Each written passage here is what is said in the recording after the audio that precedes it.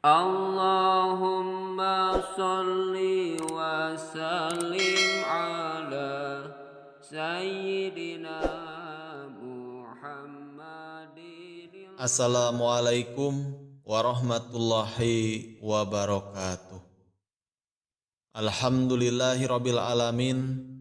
Wassalatu wassalamu ala asyrafil anbiya'i wal mursalin wa ala alihi wa sahbihi ajmain, amma ba'du. Allahumma sholli ala sayyidina Muhammad wa ala alihi wa sahbihi wasallim. Sahabat rahasia kalbu rahimakumullah.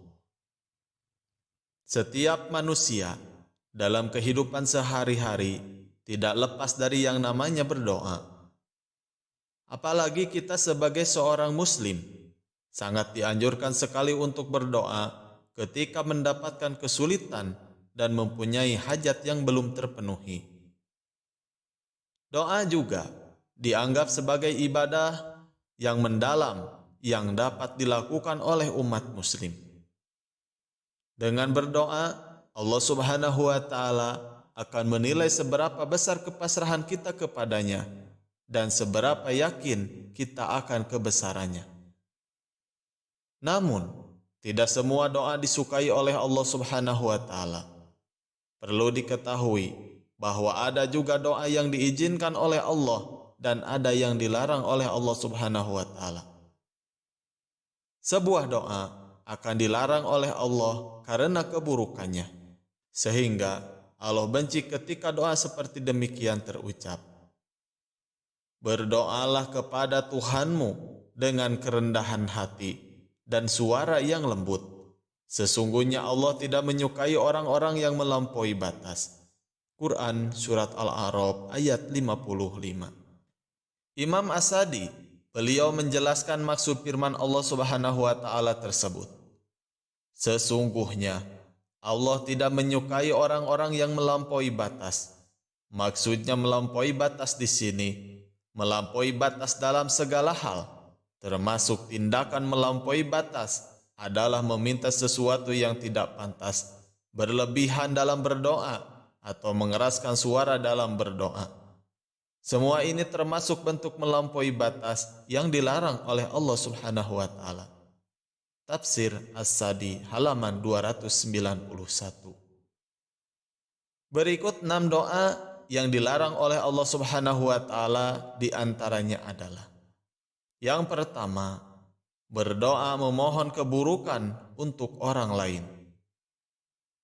Islam sebagai agama yang diridhoi oleh Allah Subhanahu wa Ta'ala dan sebagai rahmat bagi seluruh alam, mengajarkan kepada umatnya untuk melakukan hal baik termasuk dalam berdoa, baik untuk diri sendiri maupun bagi orang lain. Meskipun kita ada dalam posisi yang benar-benar dizolimi, maka jauh lebih baik kita mendoakan yang terbaik bagi semuanya. Namun, kalau memang benar-benar kita dalam keadaan dizolimi, maka kita boleh mendoakan mereka sekehendak kita asal tidak berlebihan. Allah tidak menyukai keburukan dan Allah tidak menyukai ucapan yang buruk dengan terang, kecuali orang yang dianiaya. Allah adalah Maha mendengar lagi Maha mengetahui. Quran Surat An-Nisa ayat 148. Namun, meskipun kita dizolimi, jauh lebih baik mendoakan yang terbaik terhadap yang menzolimi. Yang kedua, berdoa hanya meminta kebaikan dunia saja. Seseorang yang berdoa hanya mengharapkan kebaikan dunia saja adalah orang yang sangat rugi dalam hidupnya. Orang seperti ini telah dibutakan hatinya dan terhijab dari rahmat pertolongan Allah di akhirat kelak. Mereka tidak sadar bahwa kekayaan atau kedudukan di dunia semua bersifat sementara dan akan ditinggalkan, sedangkan akhirat bersifat kekal dan juga abadi. Maka di antara manusia ada yang berdoa, "Ya Tuhan kami, berilah kami kebaikan di dunia dan tiadalah baginya bagian yang menyenangkan di akhirat.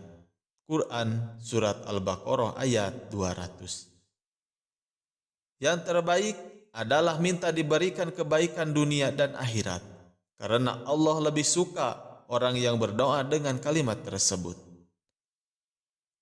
Yang ketiga, berdoa memaksa agar dikabulkan.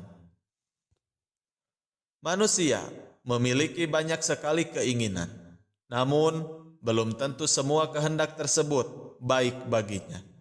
Sedangkan Allah sangat mengetahui apa yang terbaik dan yang dibutuhkan oleh manusia. Untuk itu, yang perlu kita lakukan adalah bersabar dan yakin kepada Allah. Lakukanlah cara yang bijaksana dalam berdoa. Hal ini sesuai dengan firman Allah Subhanahu wa Ta'ala. Diwajibkan atas kamu berperang, padahal berperang itu adalah sesuatu yang kamu benci. Boleh jadi kamu membenci sesuatu, padahal itu baik bagimu. Dan boleh jadi pula kamu menyukai sesuatu, padahal itu buruk bagimu. Allah mengetahui, sedang kamu tidak mengetahui. Quran Surat Al-Baqarah ayat 216. Yang keempat, berdoa memohon ampunan untuk orang kafir. Dan janganlah kamu sekali-kali menyembahyakan jenazah seorang yang mati di antara mereka, dan janganlah kamu berdiri mendoakan di kuburannya. Sesungguhnya mereka telah kafir kepada Allah dan juga Rasul-Nya, dan mereka mati dalam keadaan fasik. Quran Surat At-Taubah ayat 84. Dari ayat ini sudah jelas sekali bagi kita umat muslim sangat dilarang untuk mendoakan orang-orang kafir, karena sesungguhnya mereka tidak percaya kepada Allah dan akhirat. Hal itu merupakan dosa yang sangat besar sekali. Yang kelima, doa meminta kematian atau diwafatkan ketika sakit parah. Suatu ketika Rasulullah Shallallahu Alaihi Wasallam datang ke rumah pamannya. Sementara itu Abbas, paman Rasulullah Shallallahu Alaihi Wasallam sedang mengeluh. Dia pun berharap segera mati.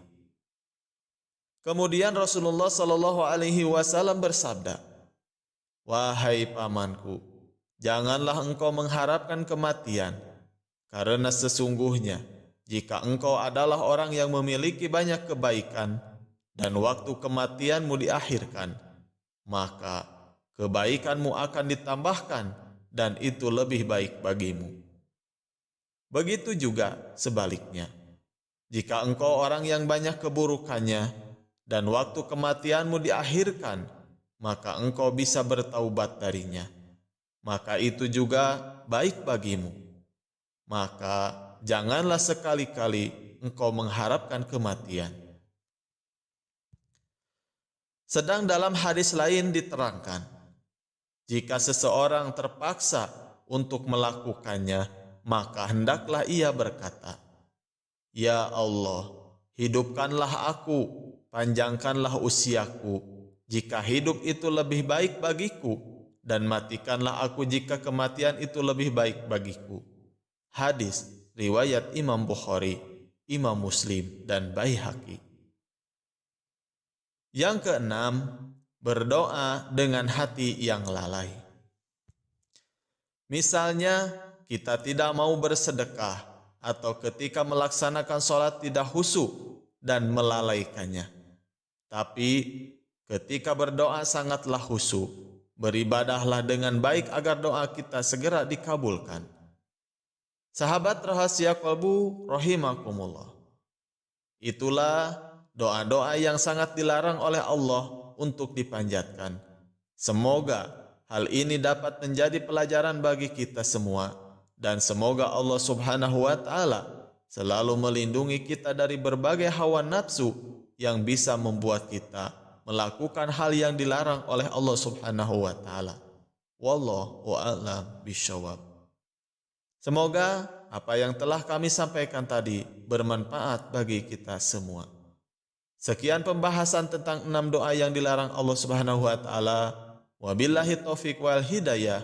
Wassalamualaikum warahmatullahi wabarakatuh.